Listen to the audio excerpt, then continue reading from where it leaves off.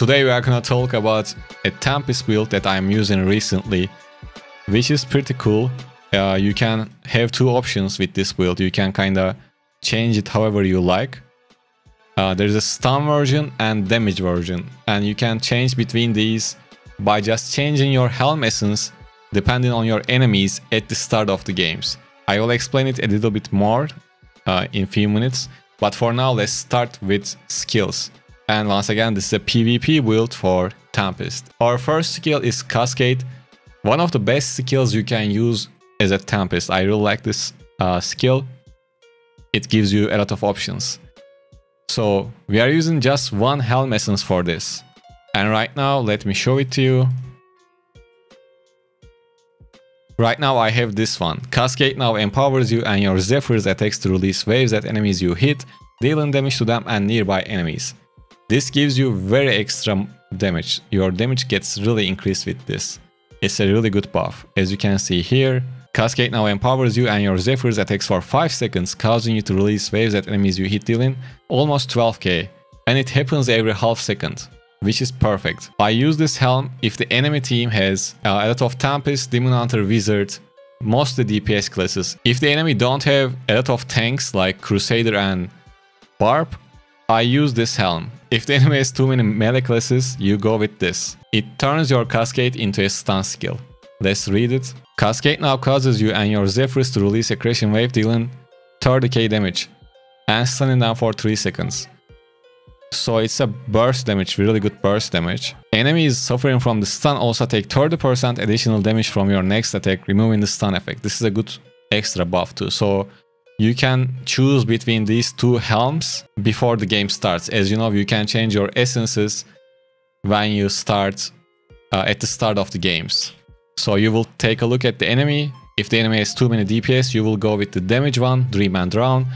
And if you want to play the stun version, you will use this helm.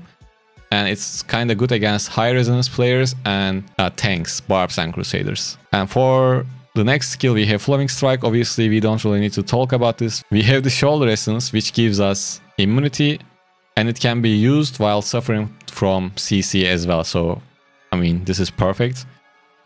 The important thing is you have to have your Eternal Gear for Flowing Strike, so you can get the shield after you use it. Even though they nerfed it by 15%, it is still a really good affix. On top of that, we have the Chest Essence, which gives us the stun. No need to really talk about it too much. After that, we have Crosswinds, our main buff. It buffs us. It buffs our primary attacks and Zephyr's primary attacks too. So that's what it is doing. We have another main hand essence that's kind of buffs the skill even more. We will talk about the legendary items in a bit. After that, we have Breaker. So before this build, we were using Skull instead of Breaker, but now I started using Breaker. It gives us more shield and it creates Zephyrs, which is a good thing. And since this one doesn't move Zephyrs around, because Skull is moving your Zephyrs with you when you use it. But I don't want to get my Zephyrs with me when I'm running away from a crowded area. I want them to stay there and deal damage or stun them. So that's why I choose Breaker. And like I said, when you use it, it creates a Zephyr as well. And it has a shield, obviously. And for the primary attack, we have Wind Edge. And we are using an Offhand Essence with it to add Bleed. And the other one is just another buff. So for the set items, I am using 4-piece V2s and 4-piece Grace. V2s, attack speed plus beneficial effect duration buff. And other than V2s, we have Gloomskite, which increases our damage by 15% and gives us 22.5% critical hit chance when we use a dash skill, which we use all the time to engage and disengage. After that, let me show you the essences we are using. Like I said, you can change this one with the other one I explained, depending on your enemy. For the chest, we have Zephyr Guard. This is the stun essence for Flowing Strike. Safe Borders for Shoulders. This is the immunity essence for Flowing Strike once again. And for the pants, we have Flaring Lighthouse, which gives you a shield. This is the Breaker essence. For the main hand, we are still using this Crosswind essence. And for the other one, we have a buff essence for Wind Edge, which is our primary attack. And first offhand is Reaper Jaws, Once again, another buff for windage, which gives us bleed when you use 3 skills, which you usually do. And the last one is another crosswind essence. So this is all you need to know about set items, skills, and legendary items. For the curse properties, I am using 5-piece nettled plus 2-piece lashed. You can use 6-piece lashed and 2-piece nettled, or you can just use 6-piece nettled and 2-piece lashed too. It's up to you. That's kind of personal choice.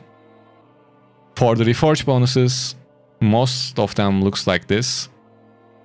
Damage to shielded enemies, damage to players, attack speed, duration of beneficial effects is a must-have on all of them, all skill damage. Let me show you all of them so you can have an idea how I run it. You can personalize this. You don't have to copy this 100%. You should build your Reforge bonuses around how you play the game. But mines are looking like this. As you can see, let me show all of them quickly so you can have an idea and build your own. It's a mix between, I don't remember the name of it, but the fire, summons, and vengeance. So they are looking like this. You get the idea, I'm pretty sure. Let me show the last one since we showed all of them. Alright, those were the Reforge bonuses. Now, I'm gonna touch on legendary gems a bit, but before that, let me show you my Paragon setup. I am using Brawler, I am using Finishing Touch, I really like this one. And then these are just defensive ones. Heavy Armor, Combat Expertise, Defender of Sanctuary, and Rugged. And Finishing Touch. This is how I roll with Paragon setups. I mean with my Paragon. And when it comes to legendary items, I don't really like talking about legendary items because it is, legendary gems, because it's hard to change them, right? But I will talk about my setup. Must-haves, in my opinion, for PvP builds: Bloodsoaked Jade, Starfire, Rolling is a new must-have. It is at the same tier with Bloodsoaked Jade, and Battle Dope. I like dot damages, so I have Seeping Bile too. Instead of this, you can use Viper's Bite, for example. I have Spiteful Blood as a defensive gem, and since it is relatively low price, it is cheap resonance as well. Instead of this, you can, for example, use Pain Clasp if you want to lower the cost. I have Stormvault. Stormvault really depends on your playstyle. There are videos about this, so you can check it out. Especially VK has a video about Stormvault. You can check it out and decide for yourself. Battle Dope, like I said, I really like it. I have this Echoing Shade, which obviously is a mistake to have, but I'm using as an auxiliary source. And I'm combining Maw of Deep with Starfire and Stormvault plus Rolling. They work pretty well together. That's why I have these gems.